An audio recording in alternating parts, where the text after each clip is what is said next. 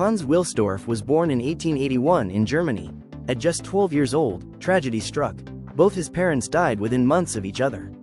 He was sent to a boarding school by his uncles, where he buried his grief in study. Languages fascinated him: English, French, German. That talent would open doors far beyond his imagination. After school, he moved to Switzerland and began working for a watch exporter.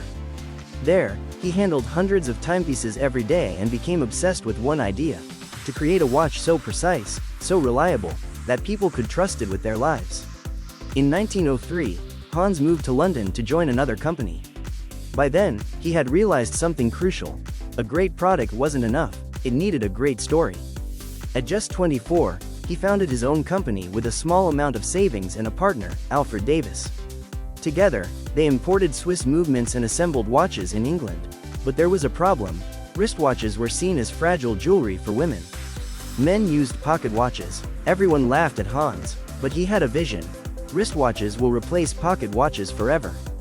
He invested all the company's money into a large order of wristwatches, risking everything. Most thought he was insane. He thought he was early. Hans needed a name that was short, memorable, and easy to pronounce in any language. After endless experiments, inspiration struck: Rolex. No one knows exactly where the word came from, but legend says Hans once claimed it was whispered in his ear by a spirit. Whatever the truth, it sounded elegant, strong, and universal. In 1910, a Rolex became the first wristwatch to receive an official precision certificate. 4 years later, another Rolex won a Class A rating from the Kew Observatory, a distinction never before given to a wristwatch. Rolex had just redefined quality. Then came World War I. Hans, a German living in London, faced suspicion and new taxes on luxury goods.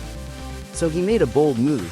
He relocated Rolex headquarters to Geneva, Switzerland, a neutral country in the global heart of watchmaking. While other brands collapsed during the war, Rolex grew stronger. Soldiers realized how much more practical wristwatches were than pocket watches. By the 1920s, Hans had positioned Rolex as the watch of achievers, explorers, pilots, divers, athletes, and pioneers. In 1926, Rolex launched the Oyster, the world's first waterproof wristwatch. To prove it, Hans asked a swimmer to cross the English Channel wearing one. After 10 hours in icy water, the watch was still ticking perfectly. It made headlines worldwide. Then came another revolution: the self-winding mechanism. By 1945, Rolex released the Datejust, the first automatic watch to display the date. But that same year, tragedy struck again. Hans's wife, Florence, passed away. Having no children, he devoted his final years to ensuring Rolex would outlive him. He created the Wilsdorf Foundation and transferred all company shares to it, turning Rolex into a private trust. To this day, the foundation owns 100% of the company. Profits fund education, craftsmanship, and charity, but financial details remain secret. After Hans's death in 1960, Rolex faced the quartz revolution: cheap, battery-powered watches that nearly destroyed the Swiss watch industry. Yet Rolex survived, by doing the opposite, doubling down on mechanical excellence, craftsmanship, and prestige. Today, a Rolex isn't just a watch, it's a statement. It doesn't just tell time, it tells your story. From rappers in New York to royalty in London, it represents success earned, not inherited. So next time you see that small crown on someone's wrist, remember, it was built by an orphan who believed he could conquer time itself. If this story inspired you, hit like, subscribe, and join us as we uncover the minds and brands that changed the world.